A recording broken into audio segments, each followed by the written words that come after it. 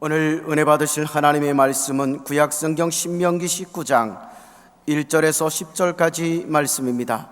구약성경 291면에 있습니다. 신명기 19장 1절에서 10절까지 말씀 봉독합니다. 내 하나님 야훼께서 이 여러 민족을 멸절하시고 내 하나님 야훼께서 그 땅을 내게 주심으로 내가 그것을 받고 그들의 성읍과 가옥에 거주할 때 내 하나님 야훼께서 내게 기업으로 주신 땅 가운데에서 새 성읍을 너를 위하여 구별하고 내 하나님 야훼께서 내게 기업으로 주시는 땅 전체를 세 구역으로 나누어 길을 닦고 모든 살인자를 그 성읍으로 도피하게 하라. 살인자가 그리로 도피하여 살만한 경우는 이러하니 곧 누구든지 본래 원한이 없이 부지 중에 그의 이웃을 죽인 일, 가령 사람이 그 이웃과 함께 벌목하러 삼림에 들어가서 손에 도끼를 들고 벌목하려고 찍을 때 도끼가 자루에서 빠져 그의 이웃을 맞춰 그를 죽게 함과 같은 것이라. 이런 사람은 그 성읍 중 하나로 도피하여 생명을 보존할 것이니라. 그 사람이 그에게 본래 원한이 없으니 죽이기에 합당하지 아니하나 두렵건대 그 피를 보복하는 자의 마음이 복수심에 불타서 살인자를 뒤쫓는데 그 가는 길이 멀면 그를 따라잡아 죽일까 하노라. 그러므로 내가 네게 명령하기를 새 성읍을 너를 위하여 구별하라 하노라. 내 하나님 야훼께서 내 조상들에게 맹세하신 대로 내 지경을 넓히어 내 조상들에게 주리라고 말씀하신 땅을 다 내게 주실 때 또 너희가 오늘 내가 너희에게 명하는 이 모든 명령을 지켜 행하여 내 하나님 야훼를 사랑하고 항상 그의 길로 행할 때에는 이 셋 외에 새 성읍을 도하여 내 하나님 야훼께서 내게 기업으로 주시는 땅에서 무지한 피를 흘리지 말라. 이같이 하면 그의 피가 내게로 돌아가지 아니하리라. 아멘. 오늘 신명기 19장 말씀에 근거해서 우리의 영원한 도피성, 이런 제목으로 하나님 말씀 나누고 우리 성차로 나가겠습니다. 성도 여러분, 이 성경 속에는 오늘날 우리에게 생소하게 독특하게 느껴지는 제도가 발견되곤 하는데 그 중에 하나는 오늘 본문에서 언급되고 있는 도피성의 제도입니다. 도피성에 대한 하나님의 말씀은 오늘 본문인 신명기 19장에만이 아니라 민수기 35장 또 여호수아 20장에도 나와 있는, 그러니까 하나님 관점에서 볼 때 중요하기 때문에 강조되고 있는 제도입니다. 자, 하나님은 세상 만물을 창조하시고 역사 전체를 주관하시는 절대 주권의 하나님이십니다. 그러나 하나님은 대충 모든 걸 만드시고 적당히 굴러가게 하시는 분이 아니라 우리의 현실에 대해 깊은 관심을 가지시고 삶의 모든 상황에 깊이 관계하시는 하나님이신 까닭에 하나님은 이제 가나안 땅을 정복하고 거기에 정착하여 살아가게 될 자기 백성의 삶을 위해서 특별한 목적을 가진 도피성을 마련하라, 이렇게 지시를 내리십니다. 여러분, 도피성이란 뭡니까? 그거는 말 그대로 누군가가 그곳으로 도피하면, 피신을 하면 보호를 받고 안전을 얻게 되는 성인데, 이에 대한 구체적인 지침은 다음과 같습니다. 제가 본문을 다시 한번 읽어보겠습니다. 내 하나님 야훼께서 이 여러 민족을 멸절하시고 내 하나님 야훼께서 그 땅을 내게 주심으로 네가 그것을 받고 그들의 성읍과 가옥에 거주할 때에 네 하나님 야훼께서 내게 기업으로 주신 땅 가운데서 새 성읍을 너를 위하여 구별하고 네 하나님 야훼께서 내게 주신 기업으로 주시는 땅 전체를 세 구역으로 나누어 길을 닫고 모든 살인자를 그 성읍으로 도피하게 하라. 살인자가 그리로 도피하여 살만한 경우는 이러하니 곧 누구든지 본래 원한이 없이 부지 중에 그의 이웃을 죽인 일, 가령 사람이 그 이웃과 함께 벌목하러 살림에 들어가서 손에 도끼를 들고 벌목하려고 찍을 때에 도끼가 자루에서 빠져 그의 이웃을 맞춰 그를 죽게 함과 같은 것이라.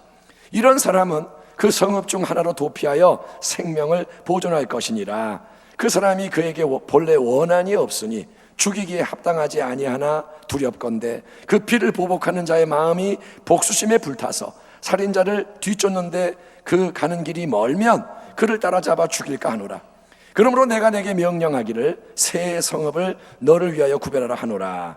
내 하나님 야훼께서 내 조상들에게 맹세하신 대로 내 지경을 넓혀 내 조상들에게 주리라고 말씀하신 땅을 다 내게 주실 때 또 너희가 오늘 내가 너희에게 명하는 이 모든 명령을 지켜 행하여 내 하나님 야훼를 사랑하고 항상 그의 길로 행할 때에는 이 셋 외에 새 성읍을 더하여 내 하나님 야훼께서 내게 기업으로 주신 땅에서 무죄한 피를 흘리지 말라. 이같이 하면 그의 피가 내게로 돌아가지 아니하리라. 여러분, 성경은 분명히 살인을 금지하고 있습니다. 살인하지 마라. 이거는 십계명의 중요한 계명입니다. 왜냐하면 생명을 주관하시는 주권자는 생명을 친히 만드신 주인 하나님 한 분밖에 없기 때문인 줄 믿습니다. 생명은 누구 거냐? 하나님 거예요. 아멘. 예. 그래서 우리는 절대로 다른 사람의 생명을 내 마음대로 해할 수가 없는 겁니다. 누가 나를 기분 나쁘게 했다고 그래? 너 죽여버릴 거야. 너 힘도 약하고 내가 세니까 널 죽일 거야. 할 수 없다는 거예요. 왜? 그 사람 생명은 내 것이 아니라는 거예요. 남의 생명을 해하는 걸 하나님이 기뻐하지 않으시고, 또한 여러분, 자기 자신의 이 생명도 마음대로 내가 끊을 수 없는 겁니다. 그래서 기독교 신앙이 자살을 거부하는 겁니다. 자살 마음으로는 이해를 하죠. 얼마나 힘들었으면 그랬을까. 하지만 기독교 신앙은 자살을 용납하지 않습니다. 왜? 내 생명 내가 끊을 수 있는 게 아닌 것이 그건 하나님 거기 때문에 내가 하나님 역할을 하면 안 되는 거예요. 그건 반역인 겁니다. 자, 그런데 여러분, 이제 전혀 원치 않는데 예상치 못한 상황에서 남의 생명을 해하는 살인이 일어난다면 어떻게 해야 할까요? 오늘 본문에서 예를 들고 있는 경우는 두 사람이 함께 산에 벌목하러 갔다가 사고로 옆 사람이 죽게 되는 경우입니다. 자, 나무를 도끼로 이제 찍어야 되는데, 벌목하니까 나무를 쓰러뜨려야 되는데, 도끼로 찍으려면 여러분 온 힘을 다해서 이렇게 휘둘려야 일이 진행이 되잖아요. 도끼를 갖고 톡톡 치는 게 아니라 야 이렇게 뻑 이렇게 쳐야 되는데, 근데 갑자기 이렇게 휘두를 때 이 도끼날이 느슨했는지 자루에서 쑥 빠져서 휙 날아가는 불상사가 일어나요. 도끼를 확 치는데 이 날이 확 날아가요. 근데 그 도끼날이 하필 누구에게 명중하느냐? 옆에서 같이 벌목하던 동료가 정통으로 탁 맞아서 즉사하는 비참한 끔찍한 사고가 벌어진다고 가정을 해봅시다. 원하지 않았어요. 누가 원하겠어요? 그런데 휘압 하는데 갑자기 옆 사람이 죽은 거예요. 그러면 구약의 율법의 제도는 눈에는 눈, 이에는 이, 받은 그대로만 갚아주는 게 공입니다. 네가 나의 한쪽 눈을 상하게 하면 나도 똑같이 그쪽 눈을 상하게 하고, 이게 오른쪽이면 똑같이 오른쪽, 왼쪽이면 왼쪽, 또 네가 나의 앞니를 하나 부러뜨렸다 그러면 나도 똑같이 너의 앞니를 하나 부러뜨린다. 이것이 공의의 요구인 거예요. 우리가 알아야 할 것은 하나님은 복수를 부추기는 게 아니라 복수를 제한하는 겁니다. 네가 눈 하나 다쳤다고 양쪽을 다 해야만 안 된다. 하나만 해라. 하나님은 공의를 규정하시는 거예요. 그렇다면 보세요. 한 사람이 다른 사람의 가장 소중한 것, 생명을 해쳤다, 피를 흘리고 죽게 만들었다. 그러면 동일한 공의는 너도 똑같이 그러면 피를 흘리고 죽어야 한다. 생명은 생명으로 갚아야 한다 요구하기 때문에 구약의 율법 규정에 의하면 살해당한 상대 쪽의 가족과 친지 중에 가장 그 사람과 가까운 사람이 피를 보복하는 자라는 명칭으로서, 이 사람의 명칭이 뭐냐? 피의 보복자. 그래서 그 살인한 사람을 찾아서 뒤쫓아가서 가차없이 죽이는 게 혈육의 책임인 동시에 권리인 거예요. 하나님의 공의에 의하면 죽인 사람은 죽어야 돼요. 여러분, 자동차 운전을 하면서 사고를 내고 싶은 사람이 아무도 없잖아요. 운전하면서 오늘 사고 내야지, 그런 사람이 어디 있어요? 사고 날까 봐 조심하지. 근데 부지 중에 운전하다 보면 사람이 다치거나 죽는 일이 수시로 일어나듯이 하루에도 통계를 내면 몇 사람이 사망했고 몇 사람이 다쳤고, 여러분, 의도치 않았는데, 원치 않는데 도끼날이 갑자기 빠져서 옆 사람을 죽이는 것 같은 비극의 주인공이 된 그 사람, 그게 도끼로 사람을 죽이건 어떻게 하다가 누굴 밀쳐 죽이건 원치 않은데 누군가를 죽인 그 사람은 이제 스스로도 피의 보복자에 의해서 무참히 살해당할 수밖에 없는 큰 위기에 처하게 되는 거예요. 내가 죽였기 때문에 나도 죽어야 되는 거예요.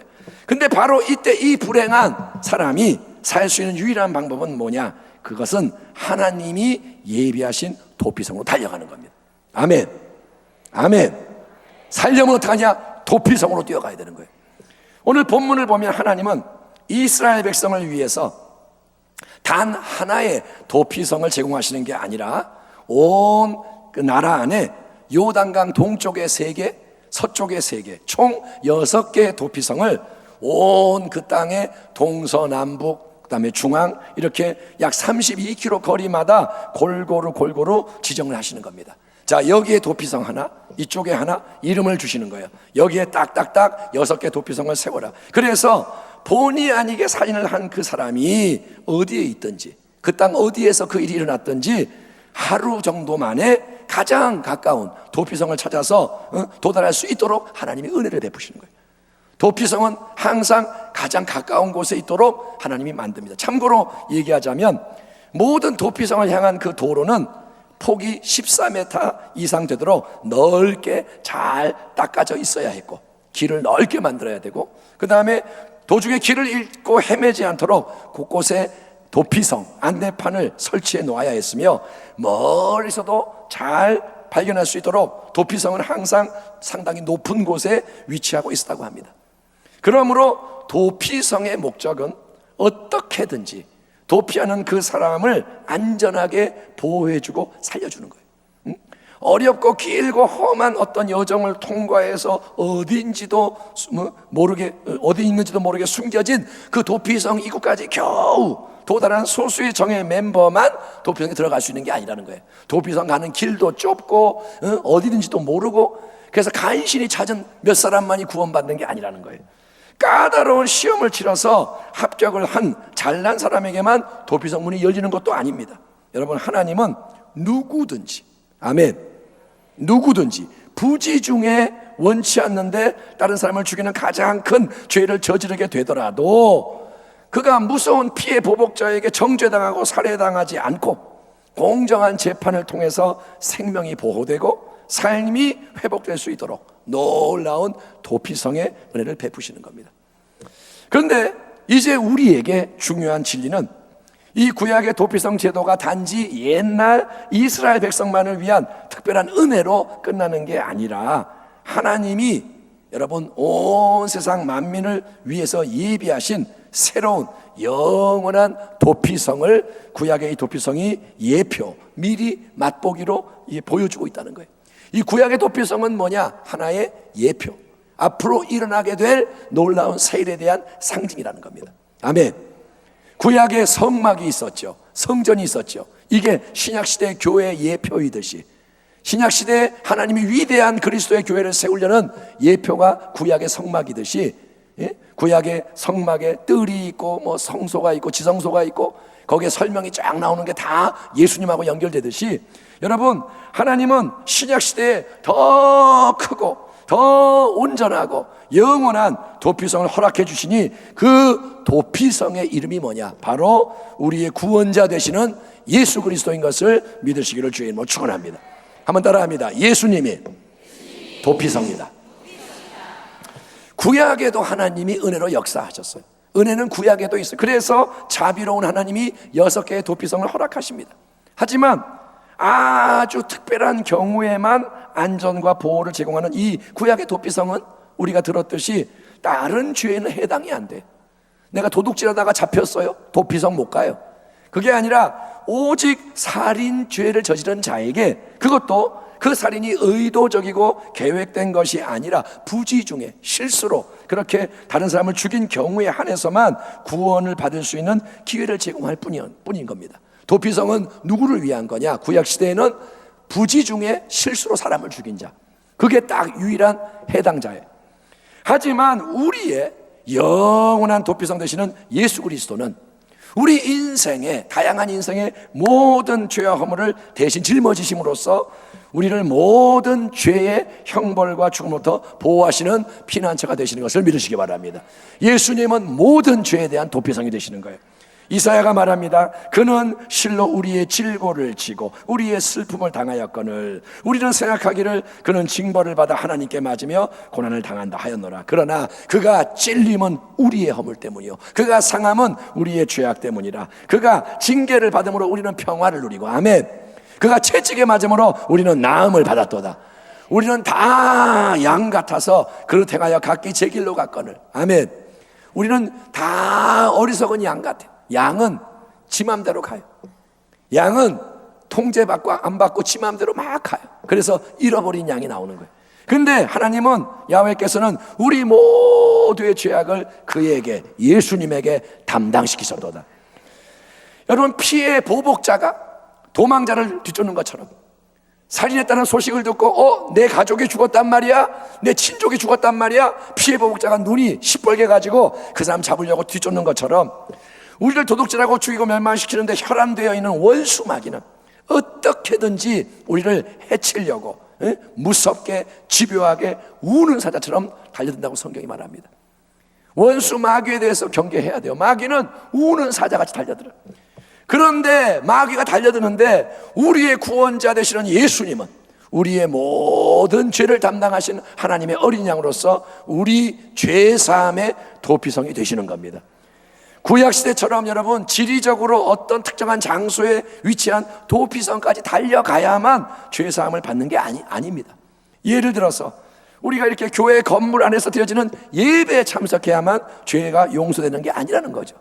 여러분이 만약에 누가 만약에 그렇게 말한다면 교회에 나와서 예배 드려야 죄사함 받아, 그러면 그거는 거짓말이에요. 꼭 그런 게 아니에요. 여러분, 이제 신약시대의 참된 예배는 예루살렘이냐 가리심산이냐 예배 장소가 중요한 게 아니라, 하나님은 여러분 언제 어디서든지, 여러분이 집에 있든 여러분이 학교에 있든 여러분이 길을 걸어가든 들판에 있든 언제 어디서든지 영과 진리로 예배드리는 자로서 다른 무엇이 아니라 바로 예수님의 갈보리 십자가 보혈을 믿음으로 의지할 때, 여러분이 어디에 있든지 보혈을 의지할 때, 그 보혈의 능력이 역사해서 시간을 초월해서 공간을 초월해서 물질을 초월해서 보혈이 역사해서 죄의 악하고 더러운 모든 것을 깨끗하게 씻으시고 의로움과 정결함의 옷을 입혀주시니, 오늘 이 시간 예수님의 보혈피의 능력으로 당신의 삶이 죄에서 깨끗하게 자유케 되기를 축원합니다. 오늘 이 예배가 그냥 예배가 아니라 당신의 죄를 씻는 예배가 되기를 축원합니다. 오물이 몸에 묻어 있으면 계속 냄새가 나요. 그렇잖아요. 향수를 뿌려도 오물이 묻었으면 냄새가 나요. 또 파리 같은 안 좋은 게 계속 달라붙습니다. 파리가 자꾸 자기 날라오면 깨달아야 돼요. 아, 씻을 때가 됐구나. 파리는 쫓아도 또 와요. 냄새 나니까. 마찬가지로 원수 마귀는 우리의 죄가 처리되지 않고 남아있을 때 계속 그 죄를 빌미 삼아서 이 사람 죄가 있다, 이 죄는 실체다, 그래서 우리를 정죄하고 참수하며 죽이려고 계속 달려드는 거예요. 여러분, 죄를 품고 있으면 마귀는 계속 덤벼요. 이 죄 때문에.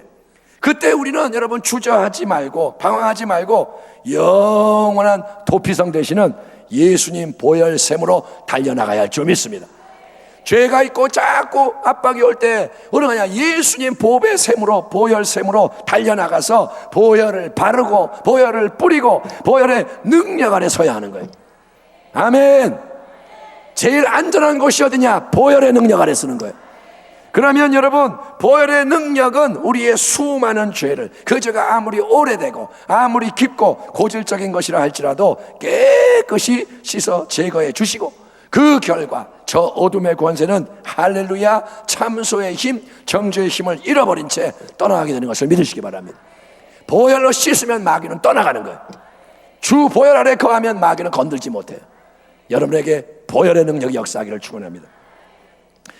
예수님은 또한 우리 인생의 온갖 문제, 시련, 시험 가운데서도 위대한 도피성이 되십니다. 첫 번째는 죄에 대한 도피성, 아멘. 두 번째는 모든 상황에 대한 도피성이 되시는 거예요. 사복음서를 보면 여러분, 수많은 사람들이 예수님을 찾아온 이야기가 들어있습니다. 그들 대부분은 현실의 큰 문제를 가지고 고통당하는 인생들인 거예요. 힘들어서 찾아오는 거예요. 예수께서 산에서 내려오시니 수많은 무리가 따르니라. 한 나병 환자가 나와 절하며 이르되 주여 원하시면 저를 깨끗하게 하실 수 있나이다. 예수께서 가버나움에 들어가시니 한 백부장이 나와 간구하여 이르되 주여 내 하인이 중풍병으로 집에 누워 몹시 괴로워하나이다. 예수께서 배를 타시고 다시 맞은편으로 건너가시니 큰 무리가 그에게로 모이거늘 이에 바닷가에 계시더니 회당장 중에 하나인 야이로라는 이가 와서 예수를 보고 발 아래 엎드려 간곡히 구하여 이르되 내 어린 딸이 죽게 되었사오니 오셔서 그 위에 손을 얹으사 그로 구원을 받아 살게 하소서 하거늘 예수께서 거기서 나가사 두로와 시돈 지방으로 들어가시니 가나안 여자 하나가 그 지경에서 나와서 소리질러 이르되 주 다윗의 자손이여 나를 불쌍히 여기소서 내 딸이 흉악하게 귀신 들려나이다 하되. 여러분, 이거는 몇 가지 이야기일 뿐이에요. 이처럼 복음서를 보면 자신이 더 이상 어찌할 수 없는 문제와 시련과 시험에 짓눌려 있는 사람들은 예수님이 가까이 계시다는 소식을 들었을 때 도처에서 여기서 저기서 만사 제쳐놓고 그분께로 달려나와 도움을 청하는 거예요. 아멘. 한번 따라 합시다. 예수님 도와주세요. 여러분, 힘든 사람은 예수님을 찾게 돼 있어요. 그런데 별로 안 힘드니까 안 찾는 거예요. 할만하니까 버티는 거예요. 근데 인생이 망가진 사람, 인생이 한계에 온 사람, 더 이상 어찌할 수 없는 사람은 그게 백부장이든 그게 뭐 야이로든 바디메오든 다 달려나와서 부르짖는 거예요. 예수님 도와주세요. 그러면 참 피난처 도피성 되시는 예수님은 그 어떤 사람도 외면하지 않으시고 돌려보내지 않으시고 필요한 도움을 주시는 줄 믿습니다. 그래서 예수님 발 앞에 꿇어 엎드린 나병 환자가 깨끗함을 얻게 되고, 아멘.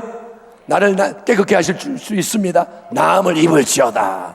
또 백부장의 하인이 중풍에서 놓여나게 되고, 아멘. 예, 야이로의 죽은 딸도 살아나게 되고, 주님이 들어가서 달리다고 그러니까 살아나는 거예요. 또 가나안 여인의 귀신 들린 딸이 해방되었으며 소경거지 바디메오도 그의 간절한 소원대로 눈을 떠서 보게 된 것을 믿으시기 바랍니다. 성경을 보면 예수님의 이야기는 뭐냐? 기적의 이야기인 거예요. 도와주는 이야기예요. 내가 온 곳은 다른 사람을 섬기려 왔다. 아멘. 그러나 보세요, 이 모든 게 단지 2000년 전 예수님이 이 땅에 육신으로 계실 때 일어난 과거의 은혜요, 과거의 기적일 뿐일까요? 예수님은 마태복음 11장에서 수고하고 무거운 짐진 자들아 다 내게로 오라, 내가 너희를 쉬게 하리라. 너희는 나의 온유하고 겸손한 마음의 가벼운 멍에를 함께 메고 나에게 배워라. 그러면 너희 마음이 쉼을 얻으리라 말씀하셨는데, 그 아름다운 초청이 2000년 전 당시 복음서에 나오는 그 사람들만을 위한 제한된 초청일 뿐이고 오늘날 우리와는 아무 상관이 없는 걸까요? 아니요, 여러분. 우리 예수님의 초청과 은혜 역사는 잘 들으십시오. 절대로 옛날에 국한된 게 아니라 지금도 여전히 유효하고 영원히 변함이 없는 것이, 그것은 예수님이 대속의 역사를 이루기 위해서 십자가 위에서 죽으셨지만, 아멘, 아멘. 그분이 왜 죽으셨느냐? 그분은 영원한 것을 만들려고 죽으신 거예요. 그분이 만약에 십자가를 안 지고 살아계셨다면 그냥 야이로 딸을 고쳐주고 바디메오 도와주고 만나는 사람만 도와주고 끝인 거예요. 근데 예수님이 십자가에서 대속을 이루기 위해 죽으셨고 사흘 만에 부활하심으로써 사망과 지옥의 권세를 깨뜨리시고, 아멘. 사망을 깨뜨린 거예요. 죽음은 이제 힘이 없어요. 그리고 예수님 40일 후에 승천하심으로 하늘 영광 보좌의 우편에 앉으신 만왕의 왕, 만주의 주님이 되셔서 온 세상 만물을 보이지 않지만 다스리시는, 그래서 어제나 오늘나 영원토록 동일하신 예수님이기 때문에 여러분, 예수님은 영원히 역사하시는 줄 믿습니다. 그분은 보혜사이신 성령을 통해서 눈에 지금 안 보이지만 우리와 항상 함께 하세요. 영원히 함께 하리라. 떠나지 아니하리라. 그리고 우리 안에 거하시는 줄 믿습니다. 여러분, 그 예수님을 믿음으로 바라보고 그 예수님 앞으로 우리가 나아가되 미적대거나 어슬렁거리지 말고, 미적 예수님께 나오세요, 뭐 그럴까? 이게 아니고, 여러분, 또 이리 갔다 저리 갔다 방황하지 말고, 예수님께 갔다가 세상 바라봤다가 하지 말고, 여러분, 마음을 다하고 힘을 다하고 목숨을 다하고 모든 뜻을 다해서 달려나가는 지혜자가 되기를 축원합니다. 저는 여러분에게 강권합니다. 이제는 달려나가야 돼요. 아멘.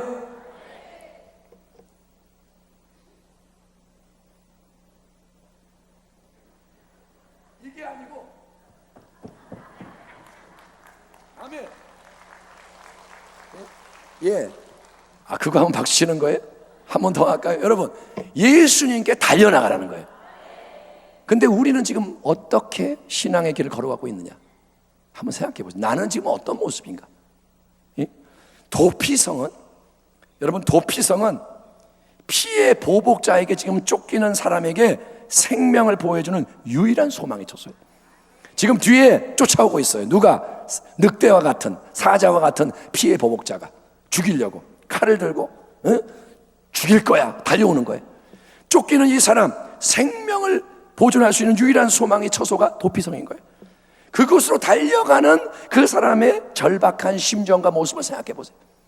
그 사람이 어떻게 갈까요? 도피성을 향해 가는 도망자가 어떻게 갈까요? 이러고 갈까요? 가다가 꽃이 있네, 꽃이 이쁘네. 응? 누가 차 한 잔 마시고 가세요? 차 한 잔? 좋지요? 그러고 갈까요? 아니요. 절박해요. 딴 거 다 안 보여. 여러분, 그 사람의 모든 관심은 뭐냐? 도피성이에요.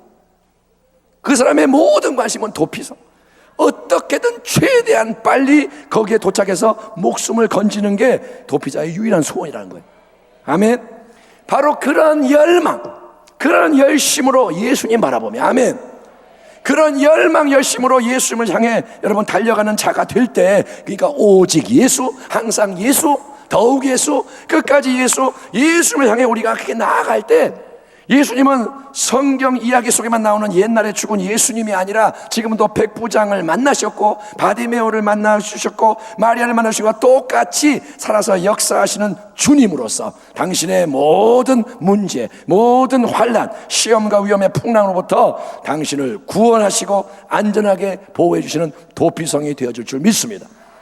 주님을 만나셔야 돼요. 시간을 뚫고 공간을 뚫고 내 눈앞에 보이지 않는 그 주님을 여러분 만나야 하는 겁니다. 병원에 가면 아픈 증상에 따라 담당 의사가 다르고 처방이 다르잖아요. 병원에 가면 어떻게 오셨어요? 예, 머리가 아파요. 아, 그러면 여기 가시고. 배 아파요? 그러면 뭐 내과 가시고. 예? 눈이 아파요? 안과 가시고. 그러면 다 이렇게 담당하는 데가 다르잖아요. 그래서 병원 의사를 잘못 찾아가거나 처방 잘못 받으면 낭패를 당할 수가 있는 겁니다. 하지만 하나님이 우리에게 인생의 모든 환난, 역경에서 보호받도록 허락해 주시는 도피성은 딱 한 분, 예수 그리스도밖에 없는 거예요. 왜 그런 줄 아세요? 하나님은 우리가 어리석다는 걸 아세요.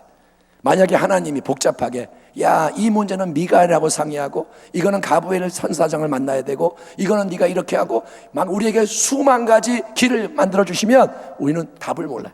하나님은 어떻게 하느냐? 너희에게 딱 하나의 답을 준다. 모든 문제의 답은 예수 그리스도다. 아멘. 하나님은 유일한 하나의 도피성 예수님을 주시는 겁니다. 그분이 십자가 대속과 부활을 통해 우리 모두를 위한 하나님의 거룩한 뜻을 다 이루셨고, 모든 죄, 모든 저주, 모든 질병, 모든 문제, 죽음, 지옥, 마귀를 주님이 처리하시고 이기신 줄 믿습니다. 여러분은 예수님을 기뻐해야 돼요. 예수님이 이기셨어요. 아멘.